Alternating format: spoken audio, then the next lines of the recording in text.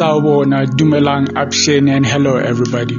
Welcome to the channel. It is Cat Lee Go. I am not political, but hear me out. The case of the EFF versus the Afriforum is very interesting, guys. I won't go too deep in the political stuff of the case. Like I say, I am not political. However, there are some stuff I want to point out. So let me get into it. The EFF, also known as the Economic Freedom Fighters, is a South African political party that is run by Julius Malema. They aren't hard to miss. They are easy to spot with their red attire. They have this energy, or this how can I put it, this drive to stand up to certain people and stuff. They have this thing, I don't want to say it's a revolutionary energy, but yeah, they have this thing which makes them stand out. They're quite popular on social media and they have a good following, especially with the youth. They have a good, strong following because of the actions and the stuff that some members have said and done over the years. They have been a target for cases and many other things. Like I said, I don't want to get too deep in the political stuff. I'm trying to give you a description of the EFF and how did they get to this point. I'm just going to move on from that. But that's the EFF political party, this young political party. Can I say young? Yeah, I'd say it's younger than the ANC. He's out of line, but he's right. So, Afriforum is a NGO, which means it's a non-government organization. They protect, or they bring forth the interests of the Afrikaans minority or any other minority group in South Africa. That's what's stated on the website and stuff. Anyway, the organization of Afriforum lobbies, protects, and ensures that the interests of Afrikaners are put first. So if there's anything that they deem harmful or could be seen as detrimental to the Afrikaner minority, they can open a case or take things further, law-wise. So why are they taking EFF to court? Why is the EFF versus Afriforum case going on? Why? A couple of years ago, when EFF was blowing into the scene, was really growing and stuff, they used to sing a lot of, not even used to, they still today sing a lot of political songs, a lot of freedom, not freedom songs, a lot of struggle songs and whatnot. So one of the songs that the leader Julius Malema at the time sang was "Kill the Boer, Kill the Farmer." I won't go into the song, but I'm sure you guys can go Google it. Move this man! It's a struggle song. It has its own meaning in its own way, as much as there are African songs that are out there that could be problematic, but they have their own meaning and stuff for the Afrikaans people.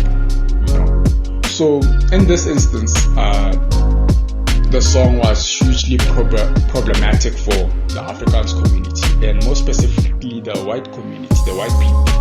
They felt like the leader Julius Malema was telling black people to take arms and start killing Afrikaans people, which wasn't it. If you go and listen to struggle songs and whatnot, you'd understand that in the lyrics there's more to it than just the words "go kill this person." Yes, it could be argued differently, That's my personal view, that the song itself wasn't meant to rile up. So moving on, they had a huge issue. So that's the case that's happening, where Afriforum has taken Julius Malema to court, has taken EFF to court for the song, and basically they challenging EFF, for hate speech amongst other things, saying that it's promoting hate speech and so forth. What is interesting, guys, about this is intelligence comes in many forms, So in this case, we see that, I will point out that Afriforum made a huge mistake taking EFF to court. It is a mess, from the videos that I've seen. I haven't seen the full case, but from what I have seen, Afriforum made a huge blunder. The way Julius Malema handles himself, it is making Afriforum look like clowns. More specifically the lawyer, because when he asks a question and Julius answers the question, the lawyer glitches or is unable to proceed forward with the question. He has these moments where it's not giving confidence. It is very concerning. No, what the heck, I'll laugh anyway. I digress. What I really want to talk about is the intelligence of Julius Malema.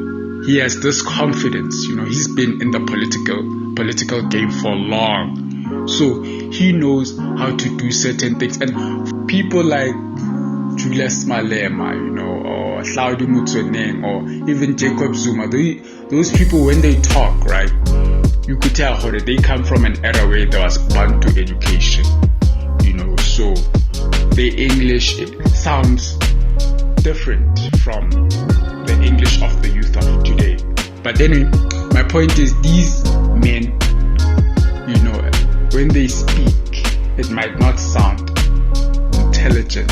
However, if you listen, if you really sit down and listen to the stuff that they say, it is profound. These men are deeply intelligent, and case in point with Julius Malema in this case. Julius Malema oozes intelligence, oozes confidence.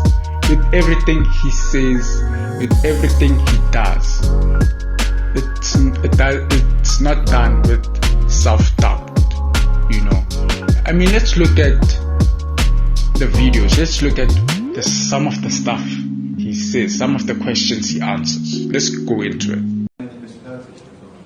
I'm going to be president of this country, whether you like it or not, and I'll preside over the affairs of this country, including presiding over you. I think you must start adjusting to that reality. The sooner you do that, the less chest pains you'll have when that reality comes. What chest pains would resolve? Racist chest pains. I put to Mr. Malema that, again, for a party that is at 10%, there just doesn't appear to be any possibility of being president of the nation. Your party that you represent has got any percentage you can talk about, because it will never even try. Our people will reject a racist party like the one you represent. But just to help you, the EFF's existence in this country has put the ANC below 50% in the last local government elections, and has taken away, through coalition governments, metros in South Africa, in Joburg, Tshwane, Ekurhuleni, Nelson Mandela, including in eThekwini, something that nobody thought will happen even before the ANC turns 30 years.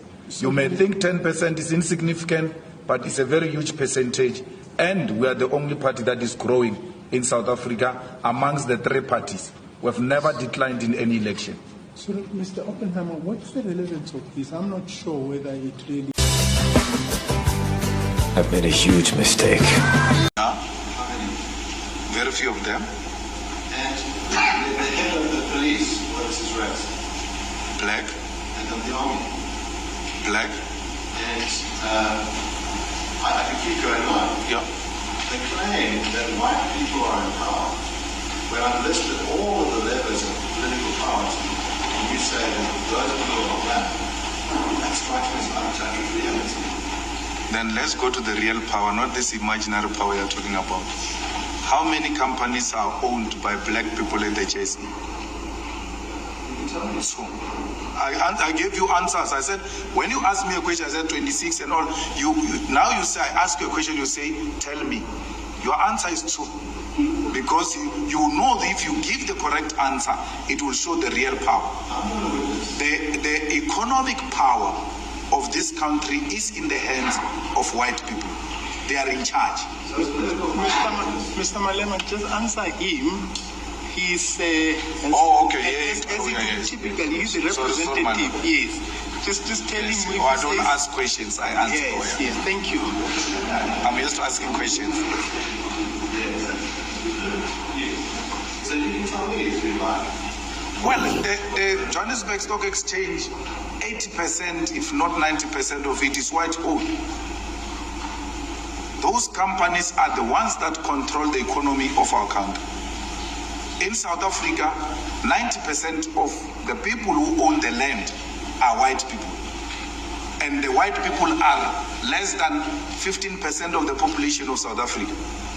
Africans, who constitute more than 80% of the population, own less than 10% of the land in South Africa. That's power. When you get time tonight, please give yourself an opportunity to read the difference between glory and power.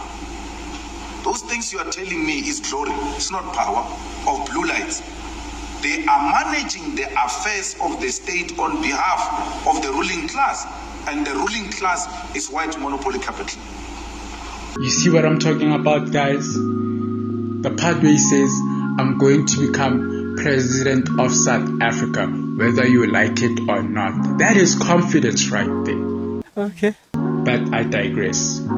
So Julius Malema, you can hear from the voice, the way he explains certain things, the way he articulates himself. And that's the thing, guys. You need to know your stuff.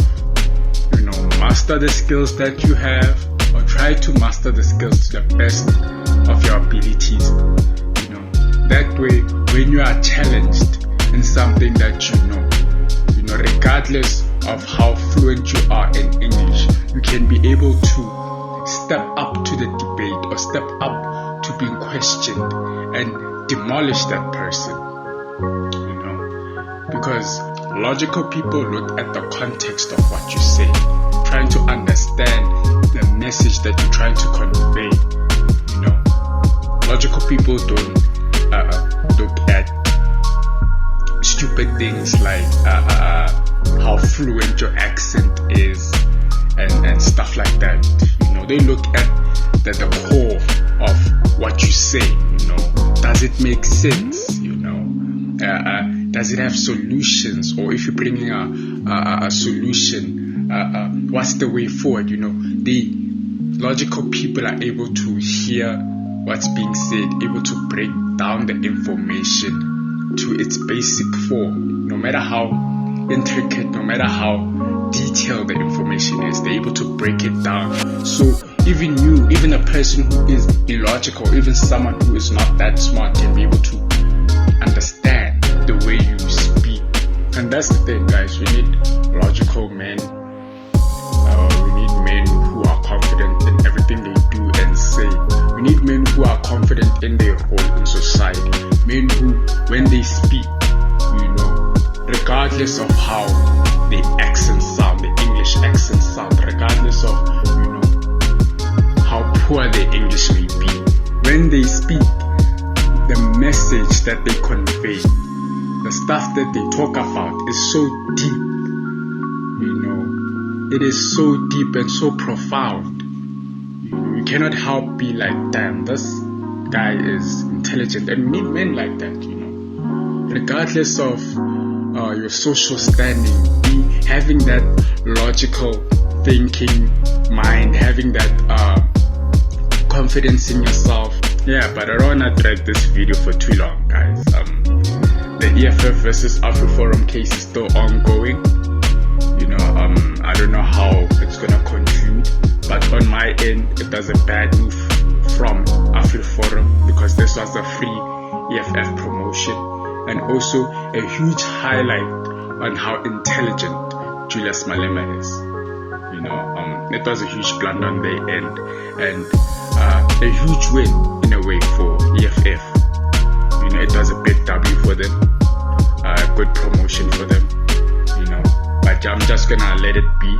You know, like I said, guys, I'm not political, but hear me out, and I'll catch you guys next time.